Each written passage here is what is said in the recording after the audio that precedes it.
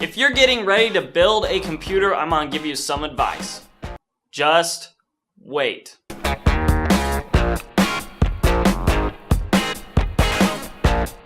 So, you're about to build a computer.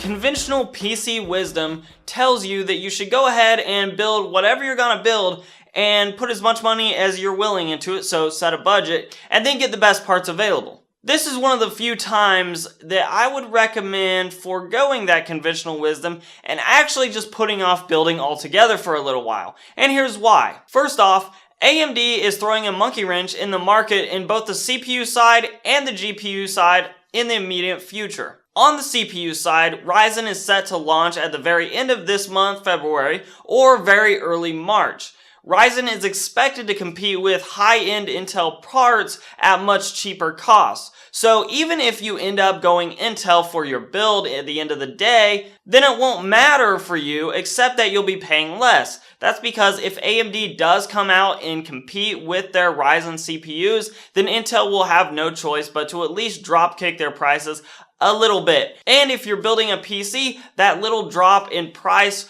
will allow you possibly to buy a slightly better part for your computer, leading you to having a better overall experience. Okay, so maybe you're not into the AMD CPUs and you don't care, you're going Intel regardless because you're an Intel fanboy, or fangirl for that matter. The GPU side also has more AMD news coming, in that Vega is expected to launch in Q2 this year. Now, admittedly, Q2 is a little bit farther away, so if you went ahead and built now, it would be fine. I don't think you would be really kicking yourself later on. But Vega is expected to compete on the high end where the RX 400 series did not. In fact, some expect Vega to be better than, or at least the high-end Vega cards, to be better than the 1080 currently is. That then forces Nvidia's hand in one-upping AMD in that never-ending battle, and of course the consumer wins again. Now, if you're in the budget market, I also won't beat you up as much here. Vega's big sort of goal or big ambition seems to be to take on Nvidia at the higher end,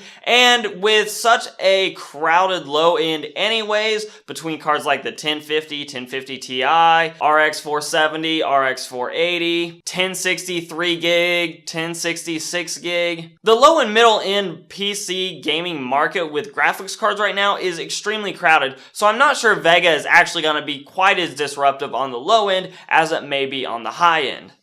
Regardless, normally I recommend just sticking with conventional wisdom, setting aside a budget, and spending what you can and getting the best bang for your buck possible.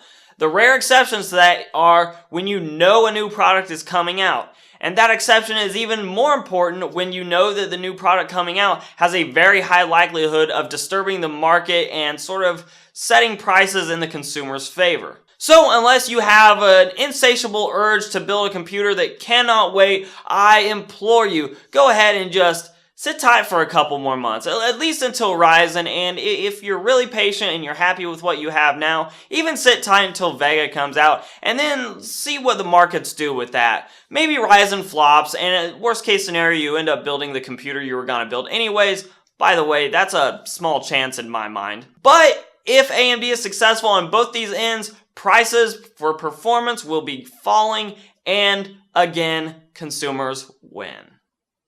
If you like this video and you want to see more like it, then give me a like down below. Also, subscribe, share. Those things are super helpful. You can check out one of my other videos up here over to my left shoulder, and whatever YouTube picks is the one that you're gonna get. I'm Shane from Hoosier Hardware. I will see you guys in the next video.